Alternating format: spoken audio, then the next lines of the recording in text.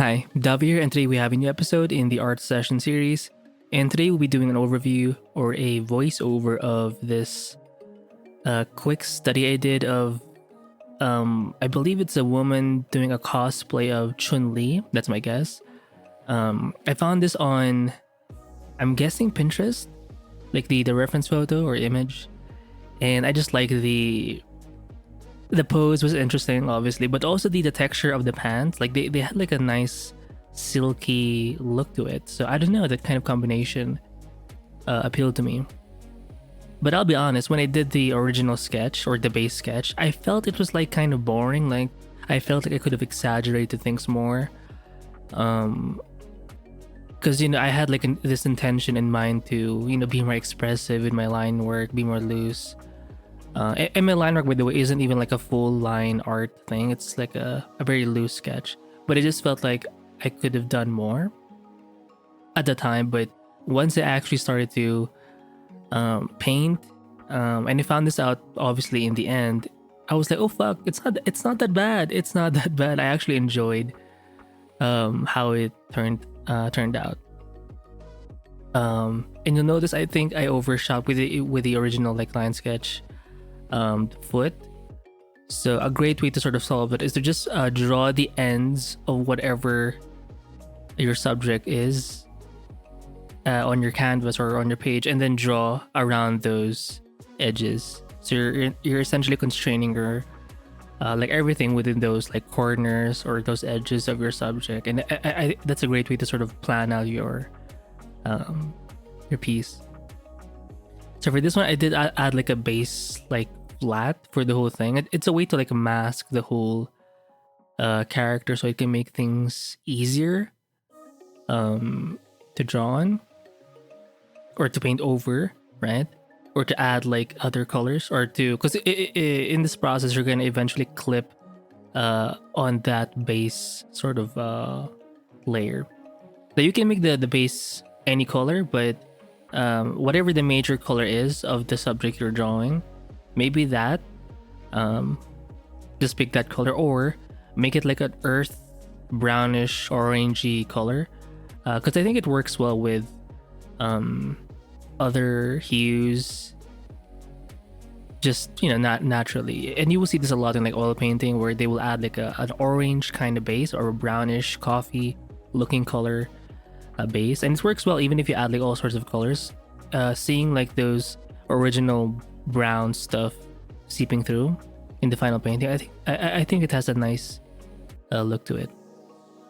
I could have added more details, but I was like, you know what, fuck it, I'm gonna just do this and capture like the essence of this character. And you will see me add like some yellow sort of print lines, detail lines around her like suit or attire. I could have gone in and really figured out like how it goes around like the folds, but I was like trying to match the energy of the original like loose line sketch. If it's gonna be loose in that level, then why should I be so like tight with the details, right? And I think I did a good job. I want to be able to capture something as quickly as I can, because again, I'm just a very impatient guy or artist, and I don't know, I could copy it 1:1 totally, but that's not really what I'm going for. I just want to be able to paint something, capture something, and express myself in a way that makes me happy and non-frustrated. And I know when I spend so long on something, I'm gonna end up like hating the thing and hating the whole process. So for me, this specific process of having like a loose line, and then having base colors, and then adding like the shadows, the lights, and then doing a paint over, to me that's it's a process that I keep going back to, and that I can rely on the most. And it just gives me, it just hits a lot of marks for me. Like I don't feel as stressed when I do this. Even though I use layers, I'm not going back and forth. Like once I've done like a phase of something, let's say a phase or of base colors, then I move on to the shadows and lights. I don't have to go back and adjust things. I mean, sometimes I do very quickly, but the point is, I'm not stressed out. with my layers. So the way I manage my layers makes sense to me. So you're gonna have to find what makes sense to you. And yeah, I've also learned to add, like, once I've separated like the values into light and dark, I always add like at least one more value or hue sort of in between that, and it just adds a little bit of extra something. It actually adds a little more volume. And then what you can do is you can use like a mixer brush or some kind of blending tool, smudge tool, and then you can blend that part out and mix it into the shadows or into the light. And you will see this, you will see me do this a lot with like the butt. And I was so happy. In the beginning, it was kind of like wonky. It was too like strong, but once I added like a soft, like not a soft brush. In the end, I sort of used a mixer brush, but I added like, it's sort of a semi-soft brush where the edges are not too strong. And I think it helped. I basically painted in like 2 blobs for the 2 cheeks. And then I eventually blended that out with a mixer brush. And I think it looked good. It made it look really sort of like fleshy and firm. And I also liked how I was able to add like the like the highlight. I did use like a basic soft brush for that. It's like a light aqua-esque super sky blue color. And I think it helped. I did that instinctively. Well, not instinctively. I did see it in the reference, and I knew it was something that I had to add in. And I was happy when I did that, because it looks really cool and it looks very silky. Like the pants. Or pants, leggings, I'm not sure, because they're very tight and they wrap around her leg pretty tightly. And even with this sketch, painting, whatever, you can still see in some parts the original like sketch lines. And I do like that look. It looks really cool. And I've noticed this with the past, or with the episode, or with the previous episode.